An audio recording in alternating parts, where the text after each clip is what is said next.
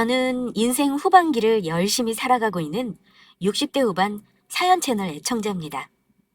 내년이면 70이 되는 나이이고 다행히 아직은 건강 유지하면서 살고 있습니다. 제 나이가 되면 그저 자식들이 편안히 살고 내 몸 건강하게 최고라고 생각하는 거 아시죠? 무엇보다 내 몸 하나 건강하게 자식들에게도 그렇고 노후를 편하게 보내는데 가장 중요하다는 걸 저는 몸소 겪어보았습니다. 인생의 여러 위기 중에서 내 목숨을 위협받는 위기는 처음 겪었고 이 일로 인해 제가 깨달은 게 있거든요. 그걸 꼭 애청자분들께 말씀드리고 싶습니다.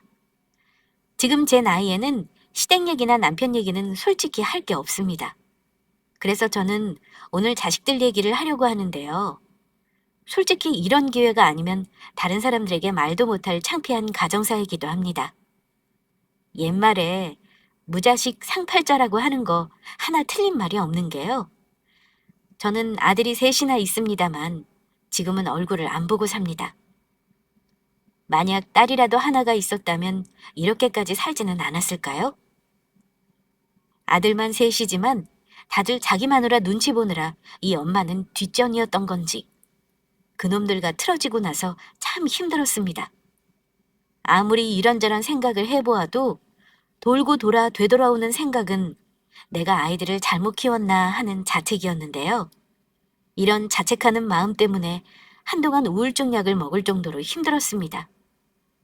지금 완전히 괜찮다고 하면 거짓말이겠죠. 그러나 확실히 말씀드릴 수 있는 건 자식들에게 의존하지 않고 온전히 제 삶을 살고 있다는 겁니다. 제 나이 또래 분들이나 노후를 걱정하시는 분들에게 오늘 저의 사연이 아마 약간의 충격이실 수도 있을 겁니다. 하지만 저의 사연으로 뭔가 깨닫는 바가 있으실 거라 생각합니다. 요즘에는 친구들과 좋은 곳에 여행도 가고 동호회 모임도 열심히 참여하고 있는데요. 먹고 살기 괜찮아지고 나서도 뭘 그리 바쁜 척하고 사느라 좋은데 한번 여행도 못 가봤는지 이런 세상이 있는 걸 왜 모르고 살았구나 싶어 참 억울하더군요. 저와 요즘 친하게 지내는 2살 많은 동기 언니 하나가 있는데 그 양반은 결혼시킨 자식이 둘 있습니다만 저에게 이런 말을 해준 적이 있습니다.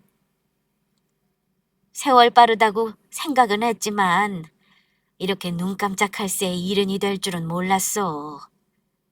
그래도 아직까지 크게 아픈 데 없고 자식들 별탈 없이 사니까 그것만으로도 인생 성공이다 생각이 드네. 형님은 정말 성공한 거죠. 나는 하나도 없는 딸이 둘이나 있고 다들 가까운 데 모여 사니 얼마나 좋아요? 아들들은 참 쓸모가 없는 게 다들 마누라 눈치 보고 사느라 바쁘니 나는 자식이 아예 없다 생각하고 사네요. 자식이다 그런 거지.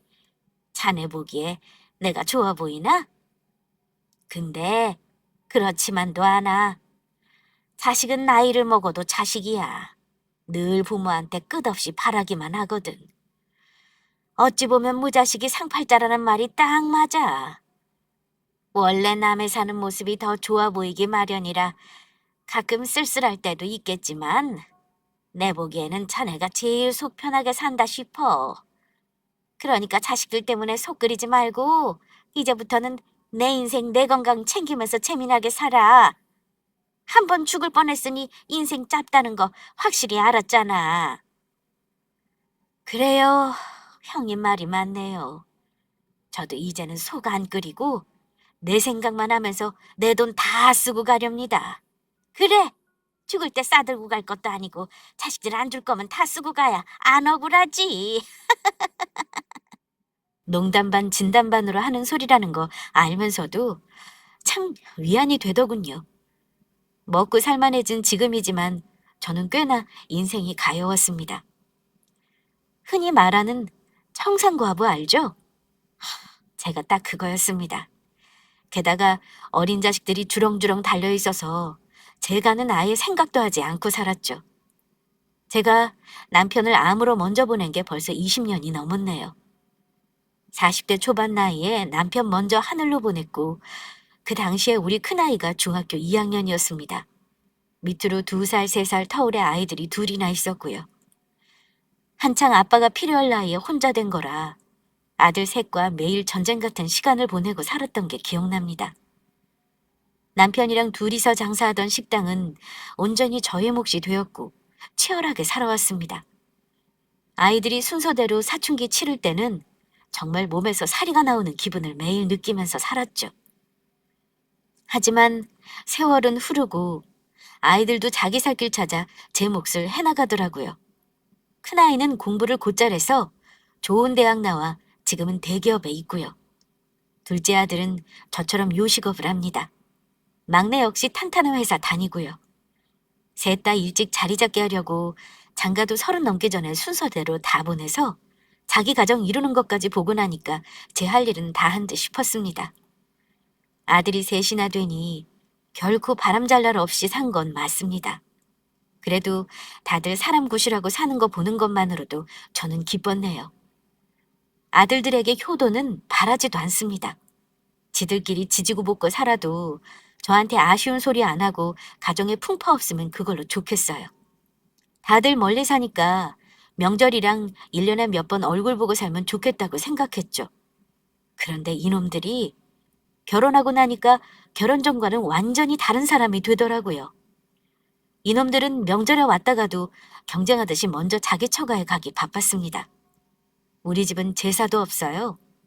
명절에 가족들 모여서 밥 한 끼 먹는 게 다이고 남편 기재사는 절에 맡깁니다. 그러니 며느리는 편할 거라고 생각했는데 이것 또한 시어머니 입장이었나 봅니다.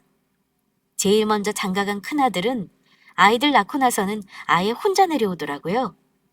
그래서 왜 혼자만 왔느냐. 나도 손주들이 보고 싶다고 하니 머쓱해하면서 이러더군요. 집사람이 이제는 나 혼자 내려갔다 오래요. 애들 데리고 왔다 갔다 하는 거 힘들다네요. 물론 1시간 거리긴 해도 애들 건사하는 건 집사람이 힘든가 봐요. 매번 이러겠다는 거 아니고 애들 어느 정도 클 때까지만요. 우리 제사도 안 지내는데 굳이 집사람이 올 필요 없잖아요. 그래도 명절에 한 번 시간 내서 얼굴 보는 건데 그게 싫다고 하니? 니들 온다고 내가 밥을 시키니 일을 시키니? 암튼 본인이 힘들다는데 내가 뭘 어쩌겠어요. 엄마가 좀 이해해줘요. 그래 네가 이래버리면 밑에 동생들은 어쩌겠니? 똑같이 안 온다고 할 거 아니야. 그래도 네가 장남인데 동생들하고 얼굴 보고 살자고 해야 하는 거다. 엄마 장사하느라 바빠서 명절 빼고 시간도 못 내는 거 뻔히 알고 있잖아. 이번에는 그냥 넘어가 주세요. 다음번에는 제가 잘 얘기해서 오는 쪽으로 해볼게요, 엄마. 한창 아이들 키우느라 힘들고 바쁜 걸 왜 모르겠습니까? 하지만 제가 와서 음식 차리는 거 시킨다거나 뒷정리를 시킨 것도 없습니다. 저는 오히려 그런 거 아들들을 시켜요. 물론 며느리들이 시댁인 우리 집에 와서 손 하나 까딱 안 하고 놀았다고는 말 못하죠. 하지만 며느리가 시집에서 아무것도 안 하고 있는 것도 참 불편한 겁니다. 둘째, 셋째는 오긴 했지만 큰아들이 그래버리니 눈치가 영 이상하더군요. 그날부터는 서로 무슨 말이 오갔는지 명절에 다 같이 모이는 일 없고 순번을 정해 돌아가면서 집에 내려오더군요. 아무리 나이가 들어도 눈치는 백단인 접니다. 다 알면서도 모르는 척 하는데도 참 서운했던 것이 사실입니다. 각자의 삶을 꾸리느라 바쁜 건 엄마인 제가 왜 이해 못하겠나요? 하지만 어버이날에도 찾아오는 거 바라지 않고 그냥 전화 한 통 정도만 바란 건데 그것마저 안 하는 거 보니까 서운하기보다는 괘씸한 마음이 들기까지 했습니다. 엄마인 저를 귀찮아하는 거 알았지만 그래도 저는 늘 애들 잘 살기만을 바랬습니다. 물론 큰 사건을 겪고 나서 그 생각은 바뀌었죠. 저는 고된 인생을 살긴 했지만 건강은 나름 자신이 있었습니다. 여자치고는 이 나이에 또래들 중에 키도 큰 편이고 자세도 꼿꼿해요. 60대 초반까지는 아주 쌩쌩했습니다. 무릎도 좋았고 다들 갱년기 때 아프다고 하지만 몸을 하도 많이 써서 그런가 아주 힘든 거 없이 지나갔어요.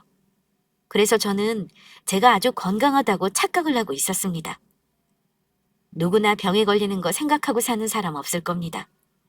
그런데 병이라는 건 서서히 예고하고 오는 게 절대로 아닙니다. 어느 날 갑자기 닥치는 불행은 저라고 피해가는 게 아니었습니다. 한동안 몸이 참 힘든 적이 있었습니다. 저는 나이 들어서 피곤한 줄로 착각하고 시간을 흘려보냈었네요. 피곤함이 지속되는 것도 문제였지만 가게 일을 쉴 수가 없으니 병원 갈 시간 내는 것도 힘들다는 게 문제였습니다. 계속 미루고 미루다가 이거 큰일이구나 싶었던 것은 갑자기 목에 있는 임파선이 크게 부어오른 걸 발견하고 나서였습니다. 동시에 열도 나고 구토 증상도 있었는데 이러다 큰일 나겠다 싶어 제가 직접 119 불러 응급실에 간 게 병을 발견한 계기였습니다. 병원에서 아무래도 입원해서 검사를 받아보라는 권유를 받고 그날로 입원하게 되었는데요. 이때도 참 자식들 키워봤자 아무 소용없다 싶더군요. 큰아들부터 차례로 전화를 돌렸는데요. 어느 하나 당장 내려오겠다는 놈이 없었습니다. 정호야, 엄마가 몸이 안 좋아서 119 불러서 왔는데 병원에 입원을 해야 한다 그러네. 하루 정도 시간 내서 검사하는 거 엄마 옆에서 도와줄 수 있니? 병원이요? 왜요? 엄마 아픈데 딱히 없으셨잖아요. 갑자기 아프신 거예요? 몸이 안 좋은 지 꽤 됐어. 근데 근래 영 몸이 안 좋다가 정신줄을 놓을 뻔했지 뭐니. 그래서 내 손으로 119 불러서 실려왔다. 왔더니 생각보다 뭐가 안 좋은 건지 병원에서 입원해서 검사를 좀 받아봐야 한다는구나. 집에서 아무것도 못 챙겨왔는데 네가 좀 와줄 수 있을까? 하지만 아들은 난감한 듯 대답했습니다. 엄마, 어쩌죠? 내가 지금 일을 빼는 게 너무 어려워요. 나 말고 정민이 한번 물어봐요. 그놈은 사업하니까 나보다는 시간이 많겠지. 엄마, 내가 좀 전화를 좀 끊어야 할 것 같은데. 다들 시간 안 된다고 하면 전화하세요. 내가 차라리 간병인 붙여줄게요. 간병인은 무슨 하루에 돈이 얼만데. 엄마가 지금 많이 아픈 것도 아니잖아. 암튼 알았어. 너는 못 온다는 거지? 저는 큰아들과 전화를 끊고 둘째, 셋째에게 똑같이 사정을 했지만 그놈들 중에 어느 한 놈도 와주겠다는 놈이 없더군요. 심지어 제가 어디가 아픈지는 묻지도 않았습니다. 그렇다고 며느리에게 말할 수도 없는 노릇이었죠. 괜히 이런 일로 며느리 부려먹고 시어머니 노릇했다는 말 듣기 싫었습니다. 어쩔 수 없이 입원해 있는 동안 가게 근처 장사하는 지인에게 부탁해 짐가방을 꾸려달라고 할 수밖에 없었죠. 입원한 김에 건강검진이나 제대로 하자 싶어 가볍게 생각했습니다. 그런데 이런저런 검사를 하면서 뭔가 상황이 심상치 않게 돌아간다는 걸 알았습니다. 의사는 보호자와 얘기를 해야 한다며 자식들이 와야겠다고 심각하게 말을 하더군요. 그때 직감했습니다. 아, 내가 어딘가 탈이 나도 단단히 났구나 하고 말입니다. 하지만 굳이 바쁘다는 자식들에게 전화를 또 돌리는 게 싫었고 부득불 저 혼자 모든 걸 감당하기로 마음먹었습니다. 자식들에겐 나중에 알려도 달라질 건 없으니까요. 그렇게 입원해서 여러 검사를 받은 후 저에게 떨어진 병명은 뜻밖에도 악성 림프종 암이었습니다. 기수로 치면 사기라고 하더군요. 그동안 증상이 있었을 텐데 전혀 몰랐냐는 말과 함께 말입니다. 저는 병에 대한 상식이 많이 없는 사람이라 그게 얼마나 심각한 병인지 몰랐습니다.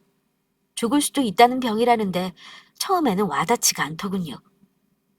앞으로 치료 계획을 듣는 순간에도 자식들 얼굴이 하나둘 머리를 스치기만 하지 하나도 귀에 들어오지 않았습니다.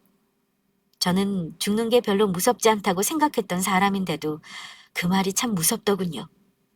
한편으로는 지나온 세월이 너무 억울하다 싶었습니다.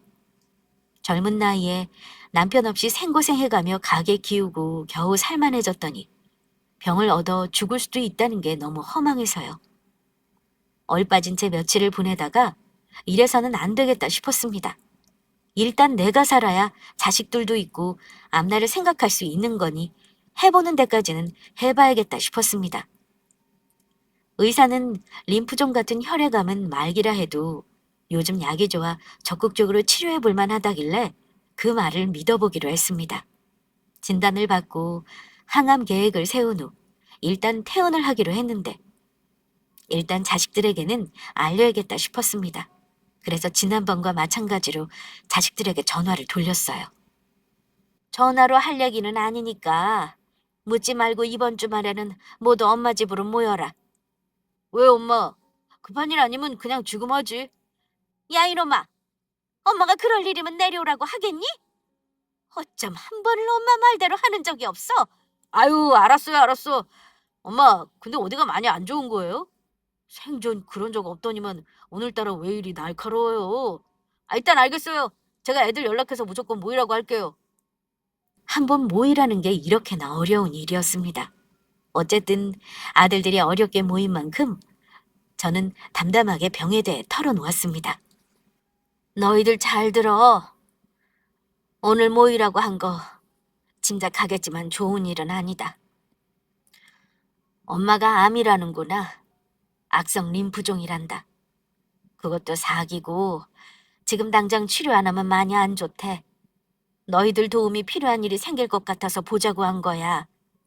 저는 호들갑스럽게 제 병을 알리고 싶지 않았고 담담하게 아이들과 앞으로의 치료 계획이나 일정을 공유할 생각이었습니다만 아들들은 제가 암이라는 말을 듣자마자 흥분 상태로 돌변했습니다. 아마 엄마가 큰 병에 걸릴 수도 있다는 건 생각도 않고 살았을 테니 오만 가지 생각이 들었을 겁니다. 그럼 치료는 언제부터 하는 거예요? 엄마, 보험 든든히 들어놨죠? 안 걸리면 집안 하나 거덜내는 거 시간 문제라는데 진짜 걱정이다. 엄마, 안보험 말고 실비는 들어놓은 거 있어요? 이럴 줄 알았으면 안보험 좀 든든하게 들어놓으시지. 일단 보장되는 거 진단비 어찌 나오는지 알아봐야겠네. 당장 치료는 언제부터 하는 거예요? 빨리 시작해야 한다더라. 너희는 엄마 걱정은 안 되고 보험 들었는지가 궁금한 거냐? 엄마. 당연히 엄마 걱정되니까 하는 소리죠. 병원은 언제 가요? 일단 형들은 바쁘니까 내가 엄마랑 같이 갈게요. 의사 만나서 엄마 상태 어떤지 정확한 게 설명은 들어야죠. 엄마, 너무 걱정 마요. 요즘 암이 뭐 죽을 병도 아니잖아요. 내 주변에도 죽는다 하면서 10년 넘게 사는 분도 있어요. 치료할 수 있으니까 염려 말아요. 그나마 막내 아들 하나만 저 걱정하는 말을 해주더군요. 하지만 이내 아들 셋은 제 보험 증서를 가져오라고 하더니 진단비며 치료비며 얼마를 받을 수 있는지 따져보기 시작했습니다. 엄마, 엄마 지금 가용자금이 얼마나 돼요?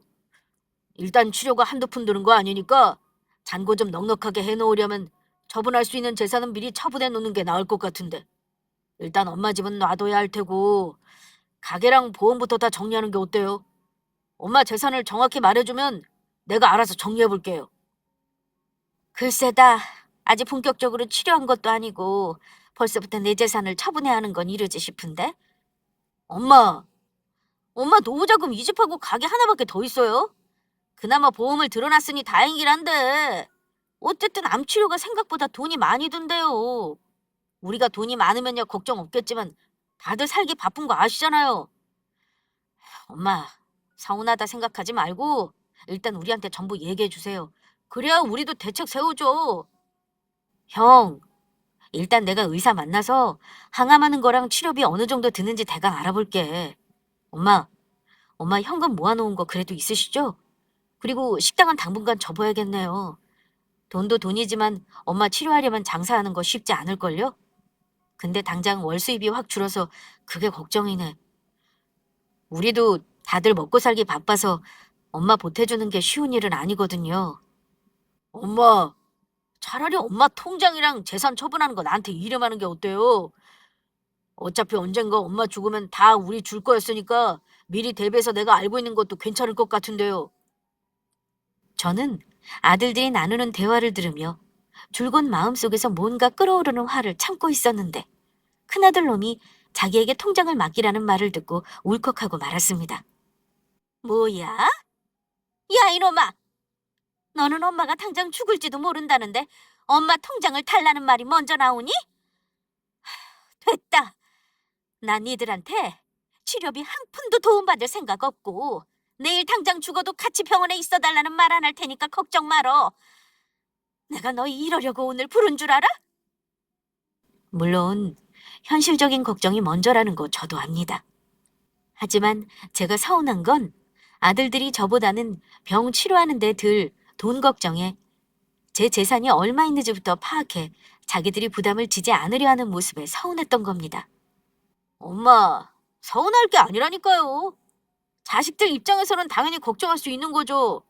형 말이 맞아요. 저 요즘 장사도 잘 안 돼서 어려운 거 아시잖아요.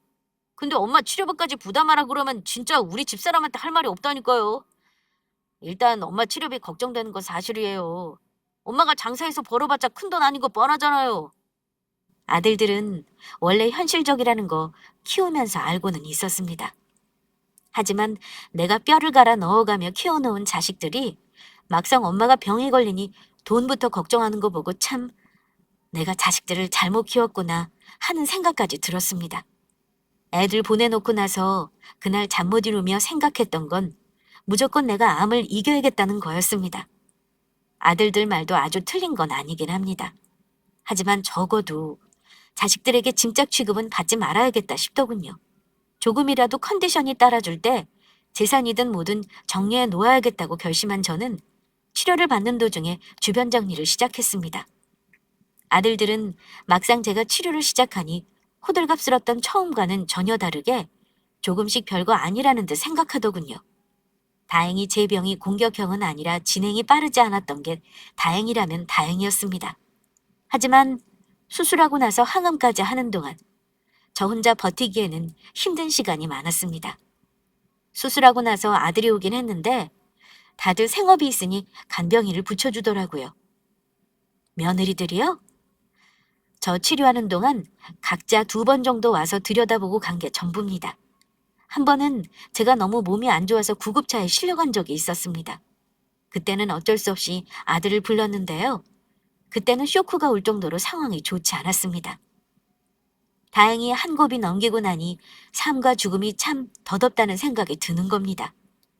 내가 이렇게 갑자기 안 좋아져서 죽을 수도 있다는 생각이 들자 이대로 애들과 떨어져 지내는 게 두렵기도 했습니다. 그래서 아들들에게 마지막이라고 생각하고 부탁을 했습니다. 엄마가 이러다가 어느 날 갑자기 죽을 수도 있겠구나 싶어. 나는 제일 무서운 게 혼자 있을 때 죽는 거다. 아마 내가 얼마 못 살지 싶다. 나는 다른 건 아쉽지 않다만 너희들 얼굴도 못 보고 죽을까 봐 걱정이야. 너희도 바쁘겠지만 여건 되면 힘들어도 번갈아 내려와서 엄마 좀 들여다봐 줄 수 없겠니? 엄마 마지막일 수도 있는 시간은 가족들이랑 같이 보내고 싶어서 그런다. 들어줄 수 있지? 하지만 아들들은 엄마가 죽을지도 모른다는 거에 관심이 없어 보였습니다. 적어도 제 느낌에는요. 엄마, 우리도 생업이 있는데 일주일에 한 번씩 내려오는 건 힘들죠. 게다가 애들이 어려서 쉬는 날에는 애들하고 시간도 보내줘야 하고요. 엄마가 매주 내려오라는 거 아니잖아. 아니면 엄마가 병원 갈 때 니들 집에 하루씩 머무는 것도 어렵겠니? 엄마도 참, 그건 집사람한테도 허락을 받아야 하는데요. 엄마, 어차피 가망 없는 거면 굳이 그럴 필요 있어요? 집에서 차라리 편히 쉬면서 통증 조절만 하신 게 어때요? 니들은 엄마가 죽을지도 모른다는데 마누라 눈치나 보고 바쁘다는 핑계만 대는구나. 엄마 보험금이랑 재산에는 관심 많으면서 죽을지도 모른다는데 고작 이렇게밖에 못해? 엄마 정말 서운하다. 그럼 그냥 형이 홍수랑 상의해서 엄마랑 당분간 지내는 게 어때? 뭐? 우리 집사람이 그거 허락할 것 같냐? 절대 안 돼. 엄마, 설마 아들들 집에서 같이 지내고 싶으신 건 아니죠? 저는 기가 차서 할 말을 잃었습니다. 그래. 내가 설마 아니 니들 집에 살겠다고 하겠니? 됐다. 못 들은 걸로 하고 다들 돌아가. 내가 수술하고 항암하면서 기댄 적 있었어? 니들 보면 꼭 엄마가 죽기를 바라는 것 같다. 엄마, 이렇게 감정적으로 나올 문제가 아니죠. 솔직히 엄마 아픈 건 엄마 문제지. 엄마 때문에 우리가 일상생활을 안 할 수는 없잖아요. 번갈아 가면서 한 달에 한 번 내려오는 게 일상생활을 못하는 거야? 엄마는 정말 서운하구나. 엄마는 우리 얼굴 보자고 이러시는 거지만 우리는 직장 다니는 것도 힘들고 마누라 눈치에 육아에 진짜 힘들다고요. 엄마는 왜 엄마 생각만 해요? 아무튼 우리도 시간 내서 상의해 볼 테니까 당장 죽는 것도 아니면서 엄살 그만 부리세요. 엄살? 너 지금 엄마한테 엄살이라고 했어? 아픈 엄마한테 그러는 거 아니다. 이럴 거면 아예 오지 마. 너희들 다 올 거 없으니까 가라. 나는 다 포기할 테니까 그런 줄 알아. 저는 큰아들 말에 너무 서운한 나머지 아예 오지 말라고 하고 나가라 했습니다. 성질 욱하는 면이 있는 큰아들은 아픈 저에게 좋아요. 엄마가 오지 말랬으니까 우리 진짜 안 와요. 우리도 엄마 때문에 간병인이니 뭐니 애쓰는 거 안 보이냐고요. 엄마가 포기한다니까 어쩔 수 없죠. 나중에 다 죽을 때 되면 연락하세요. 임종 때나 얼굴 보자고요. 엄마더러 죽으라고 아예 기도를 하지 그러니. 큰아들이 급발진하면서 화를 내자 두 아들은 말리는 듯 했지만 이내 자기 형 눈치 보더니만 다 같이 우르르 나가버리더군요. 자식 키워놔봐야 소용없다는 말들 많이 하지만 딱 이럴 때 쓰는 말이 아니고 뭐겠습니까? 그리고 그때 알았습니다. 내가 애들한테 주려고 아등바등 모아봐야 쓸데없는 짓이라는 것을요. 저는 그날 이후 자식들에게 아예 연락을 하지 않고 치료에만 집중했습니다. 이놈들은 정말 저 죽을 때나 올 생각인지 연락을 먼저 하는 법이 없었습니다. 누가 이기나 보자 하는 마음으로 투병 생활을 이어갔는데요. 다행히 주변에 30년 넘게 알고 지내는 친구들과 지인들이 저를 많이 챙겨주고 도와줬습니다. 그리고 정말 기적적인 일이 일어났습니다. 저의 노력과 기도 덕분에 암 판정받고 수술부터 항암, 그리고 회복하는 2년간의 시간이 흐르고 얼마 지나지 않아 완전관의 판정을 받게 되었습니다. 암은 완치라는 말이 없는 거 아시죠? 한 번 암에 걸렸으니 남은 여생은 계속 암과 싸우며 살아야 하는 겁니다. 하지만 당장은 몸에 암세포가 사라졌다고 하니 저에게는 완치나 다름없는 말로 느껴졌습니다. 동네 친구들이며 제 가게 주변 상가 지인들이 얼마나 자기 일처럼 기뻐해줬는지 모릅니다. 그 시간 동안 내 자식들은 어찌했는지 궁금하신가요? 제가 아픈 와중에 둘째 아들 레아는 제주도 한 달 살이도 하고 해외여행도 가고 잘들 살았더군요. 그래도 둘째 셋째는 제가 살았는지 죽었는지 가끔 문자나 전화는 했습니다만 그중에서 성질 제일 우악스러운 큰 놈은 생전 한 번 연락도 없었습니다. 막상 죽을 고비 넘겨가며 명주를 늘리고 보니까요. 자식들에 대한 분노가 커져가기 시작했습니다. 남은 인생이 1년이 될지 10년이 될지는 몰라도 내 인생 살려면 자식들과 얽힌 문제를 정리해야겠다 싶었습니다. 그래서 저는 마지막으로 자식들과 자리를 가져보고자 했습니다. 자식들에게는 살짝 거짓말을 보태 다 같이 모이라 했습니다. 제가 죽을 때가 되면 보자고 했던 놈들이니 아마 죽는 소리를야 올 때 싶었죠.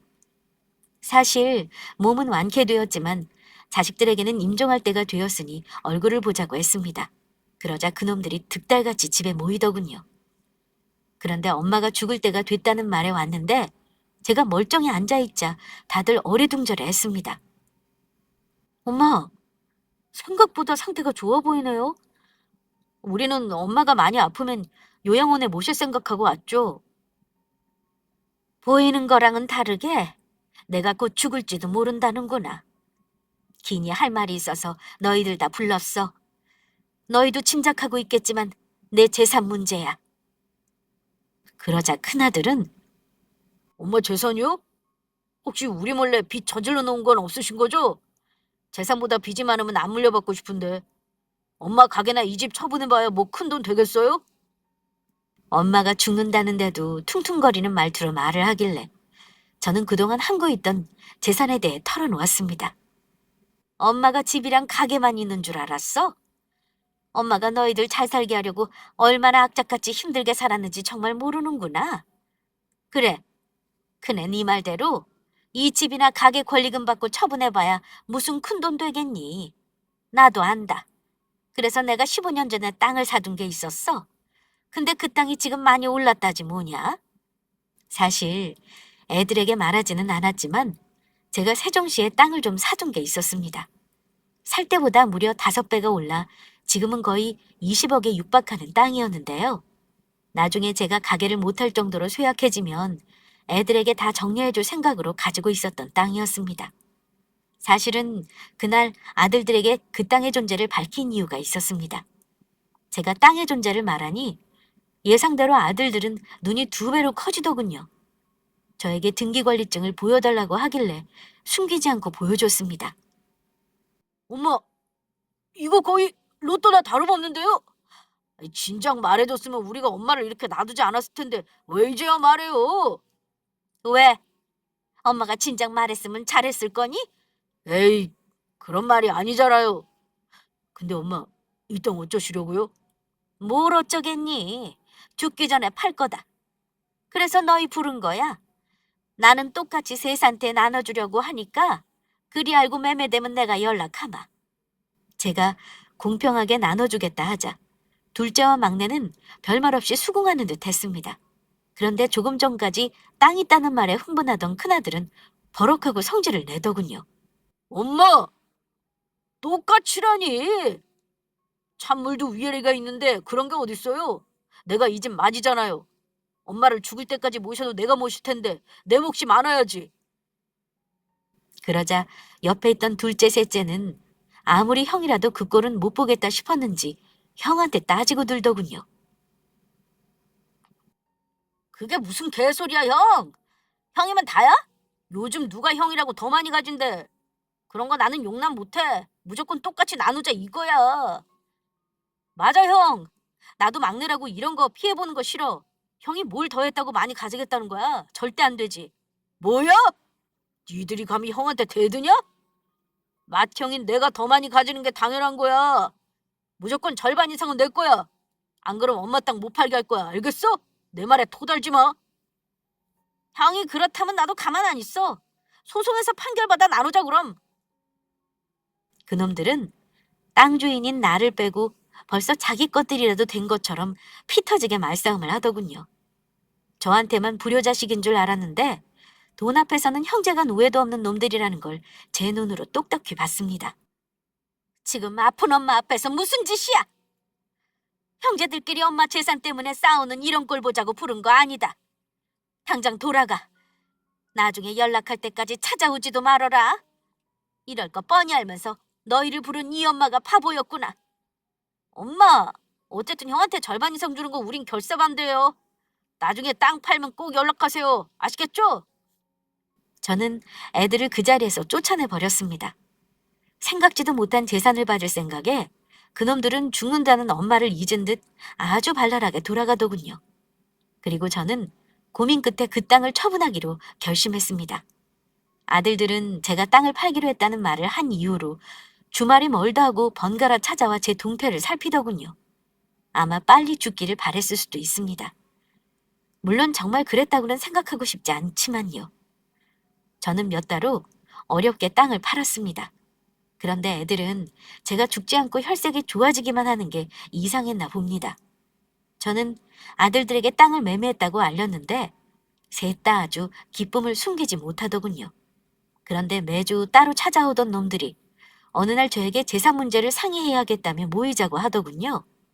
땅은 팔았는데 엄마가 몇 달 동안 가타부타 말이 없으니 지들이 몸이 다른 거죠. 아들들이 이번에는 며느리까지 대동하고 나타나더군요. 며느리들도 생각보다 멀쩡해 보이는 저를 보고 내심 놀라는 듯 보였습니다. 그놈들 속내가 뻔히 보였지만 한 번은 겪고 넘어가야 할 일이긴 했습니다. 큰아들은 대뜸 이러더군요. 엄마, 얼굴 좋아 보이네요. 오늘 엄마 유언장 쓰는 문제 논의하려고요. 엄마 돌아가시고 나서 우리끼리 싸우는 걸 보고 싶으신 거 아니죠? 그럼 오늘 엄마 유언장 작성하고 공증까지 해놓자고요. 제가 절반 가져가는 건 100번 양보해서 3분의 1보다 조금 더 가져가는 걸로 하고요. 그런데 큰아들이 유언장 얘기를 하자 둘째와 막내가 아주 어이없는 소리를 하더군요. 땅 판 돈은 잘 가지고 계시죠? 그 돈 그렇게 묵혀봤자 뭐 하겠어요? 형은 유언장 쓰자고 하지만 솔직히 저는 반대예요. 엄마 살아있을 때 증여받고 싶어요. 저 이번에 가게 늘리는 거 아시죠? 사실 엄마한테 받을 땅값 생각해서 대출 풀로 당겨서 썼거든요. 그래서 좀 사정이 급해요, 엄마. 내 사정 봐서 조금 일찍 매매한 돈 증여해 주시면 안 돼요? 엄마, 저도 우리 집사람 커피숍 차려주려고 상가 월세 계약했어요. 인테리어도 대출받아서 했고, 당장 다음 달부터 월세며 돈 나갈 거 많은데, 우리 그냥 그 돈 빨리 나눠주세요. 땅 판 돈이 당연히 자기들에게 돌아갈 거라고 착각을 단단히 하고 있더군요. 이미 큰 돈까지 쓰고 일을 저질러 버렸다는 말을 듣자 아무리 자식이라지만 참 너무한다 생각이 들었습니다. 큰아들 입에서 나온 유언장이라는 단어를 듣고 충격받은 건 말할 것도 없네요. 내가 땅 팔아서 너희 준다고 했니? 왜 엄마한테 물어보지도 않고 니들 맘대로 이러는 거니? 땅 팔았다고 말한 걸 니들 주겠다는 걸로 잘못 알아들었구나. 나는 내 땅 판 돈 아들들한테 줄 생각 없어. 그리고 이것도 말해야겠구나. 너희한테 좋은 소식인지 나쁜 소식인지 모르겠다면 엄마 병 다 나았단다. 안 죽는다는데 어쩌니? 혹시 엄마 죽는 거 바란 건 아닐 거라 믿는다. 아무리 니들이 엄마 생각을 안 해도 죽기 바랬다고 생각하기는 싫구나. 엄마 다 나았고 땅 판 돈 줄 생각 없어. 엄마가 다 써버리고 죽을 생각이니 다들 돌아가. 그 말을 들은 며느리와 아들들은 놀라다 못해 뒷목까지 잡는 신용을 했습니다. 엄마, 근데 왜 우리한테는 죽는다고 거짓말했어요? 그럼 엄마 병은 다 나았다는 거죠?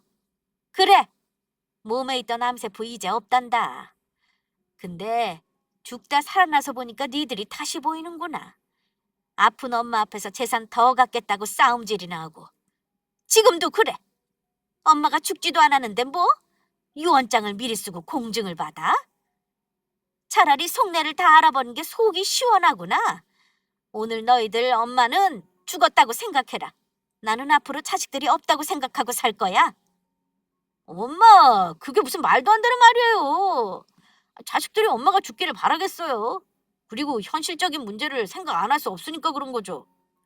근데 엄마, 아까도 말했지만 제가 저질러 놓은 게 좀 많아서요. 당장 대출이자 내는 것도 너무 힘든데 땅판도 그냥 일부라도 저 주시면 안 돼요? 제 몫은 정당하게 받아가고 싶어요. 네 몫이 어디 있다고 그런 말을 하니? 그 땅 살 때 너희가 돈 보탠 거 있어? 엄마 힘으로 샀고 이제 팔아서 돈 받았으니까 엄마가 하고 싶은 대로 다 쓸 거다. 내가 주기 싫다는데 니들이 어쩔 거야? 나중에 내가 죽고 나서 쓰다 남은 돈은 나눠 가져도 상관없다만 지금은 너희들한테 한 푼도 줄 수 없어. 언성을 높이니 며느리들은 지들끼리 수군거리고 아들들은 아주 난리가 났습니다. 특히 큰아들은 화를 꾹 참는 게 제 눈에 보이더군요. 엄마, 제가 마지막으로 말할게요. 우리 셋 다 지금 저질러 놓은 거 수습하려면 엄마 돈이 필요해요. 그러니까 저희 목 정당하게 나눠줘요. 안 그럼 우리 얼굴 다시는 보고 살 생각하지 마시고요. 손주도 마찬가지인 거 아시죠? 엄마 정말 그러고 싶어요? 아들은 마지막 카드인 절연 카드를 내밀더군요. 저는 주저하지 않고 덥석 물었습니다. 돈 주인이 주기 싫다면 자식들도 어쩔 수 없는 거야. 니들이 강도야? 나한테 돈 맡겨놓은 거 아니잖아. 나는 준다는 말도 안 했는데 나보고 해결하라니. 이 무슨 경우 없는 짓이냐? 네 말대로 그냥 얼굴 안 보고 살고 싶구나. 어차피 그동안 그러고 살았잖아. 이제 와서 못할 것도 없지. 나는 오늘부터 자식들 없다고 생각할 거다. 그러니까 니들도 엄마 죽었다고 생각해라. 다시는 안 와도 아무 말 안 할 테니 걱정 말어. 나는 시설 좋은 실버타운에 보증금 넣고 다 써버리고 죽으련다. 저는 마지막으로 고래고래 소리를 지르고 그놈들을 전부 쫓아냈습니다. 이제 제가 왜 자식들하고 절연하고 살게 됐는지 아시겠죠? 그럼 혹시 저의 마음이 이해가 가시는지 모르겠네요. 누군가는 재산이 뭐라고 자식 주고 얼굴 보고 살지 왜 그러냐고 할 수도 있을 겁니다. 하지만 죽을 고비 넘겨가며 힘든 일 겪을 때 자식들이 등 돌리던 거 생각하니 용서가 쉽사리 되지 않습니다. 그 뒤 아들들과 완전히 연락을 끊어버린 저는 식당도 정리하고 지금은 매달 나오는 연금과 이자 소득 그리고 가게 월세로 제법 풍족한 삶을 누리며 삽니다. 나중에 정 외로우면 실버타운에 들어가는 방법도 고민하고 있습니다만 아직은 살던 동네에서 지내는 게 좋습니다. 저는 지금 삶이 덤이라고 생각합니다. 죽을 뻔했다가 살았으니 덤이죠. 그래서 남은 여생은 굳이 자식들에게 목매지 않고 저만 생각하면 살까 합니다. 물론 혹시 모를 사태에 대비해 유언장도 잘 써두었습니다. 죽을 때 남기는 재산이 있다면 사회에 환원하면 했지 아들들에게는 줄 생각이 없네요. 이런 얘기 해봤자 내 자식 잘못 키운 거 알리는 꼴 되는 것 같아 많이 망설였습니다. 하지만 더 나이가 들면 떠올리기도 어려울 것 같고 저 같은 갈등을 겪는 사람도 있다는 걸 알려드리고 싶은 마음에 용기를 내보았는데 제 사연 어떠셨을까요? 저에게 자식을 왜 그렇게 키웠냐? 혹시 저도 문제 있는 사람이 아니냐는 말은 함부로 하지 말아주세요. 대신 관심 있게 들어주신 분이 단 몇 분이라도 계신다면 저는 그걸로 만족할 것 같습니다. 내 나이 또래 구독자분들께 꼭 하고 싶은 말이 있다면 너무 자식을 전부라 생각하지 말고 살라는 겁니다. 그래야 자식들도 부모를 우습게 안 본다는 걸 저는 이 난리를 겪고서야 알았네요. 모쪼록 다른 분들 가정에 늘 사랑이 가득하시길 바랍니다. 구독자분들 늘 건강하시길 기원하며 사연은 여기서 마칠까 합니다. 감사합니다.